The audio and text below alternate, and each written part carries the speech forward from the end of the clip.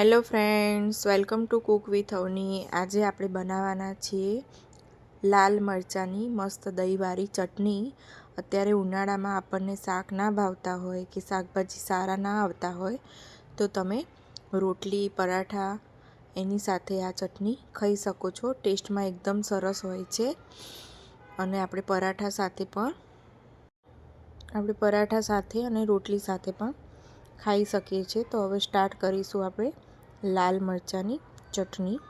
તો સૌ પ્રથમ આપણે અહીંયા મરચાં લઈ લીધા છે।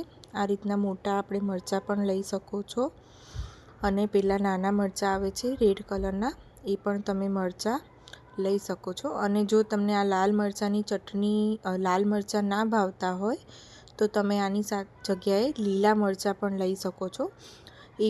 લીલા મરચાંની ચટણી પણ ટેસ્ટ સેમ આવો જ આવે છે। તો સૌ પ્રથમ આપણે આવી રીતે મરચાંને કટ કરી લઈશું। રફલી આપણે કટ કરવાના છે। તો જોઈ શકો છો મેં કટ કરી લીધા છે અને એ પછી આપણે એક ચોપરમાં ચોપ કરી લઈશું।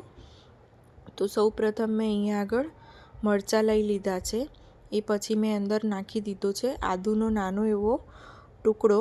તો આદુનો ટેસ્ટ પ્લસ માઇનસ તમે કરી શકો છો, પણ બહુ વધારે આદું લેવાનું નથી।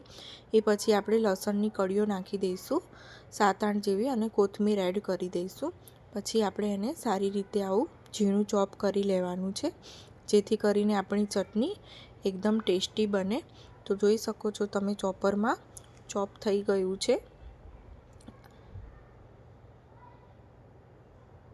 આપણે આ રીતનું ચોપ કરી લેવાનું છે।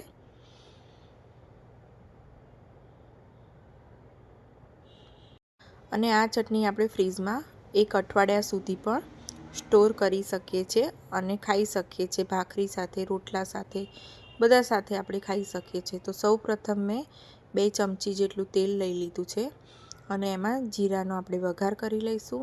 એ પછી અંદર એડ કરી દીધી છે મેં હિંગ, અને પછી આપણે જે લીલા મરચાંને ચોપ કર્યા હતા લાલ મરચાં એને આપણે એડ કરી દઈશું। પછી ટેસ્ટ અકોર્ડિંગ મેં મીઠું નાખી દીધું છે।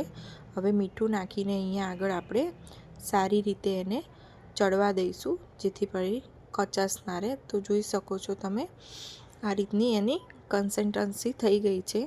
તો ફરીથી આપણે એને થોડીક વાર ઢાંકી દઈશું અને તેલ છૂટું પડવા દઈશું।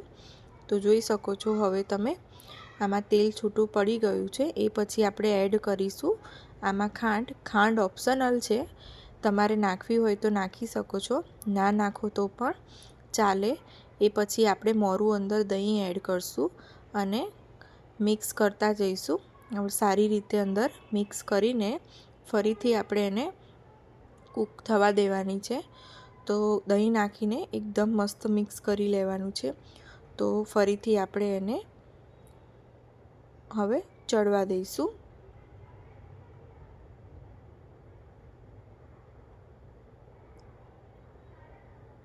તો જોઈ શકો છો મિક્સ કરતાં તેલ છૂટું પડે છે અને થોડીક વાર પછી એકદમ સરસ રીતે તેલ છૂટું પડી ગયું છે।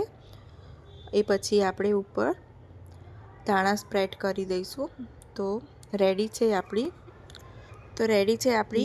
લાલ મરચાંની ચટણી રેડી છે। વિડીયો તમને પસંદ આવ્યો હોય તો લાઈક, શેર, સબસ્ક્રાઈબ જરૂરથી કરજો, જેથી કરીને મને પણ મોટિવેશન મળે અને હું પણ નવી ડેલી વાનગીઓ લઈને આવી શકું તમારી સામે। તો થેન્ક યુ ફોર વોચિંગ।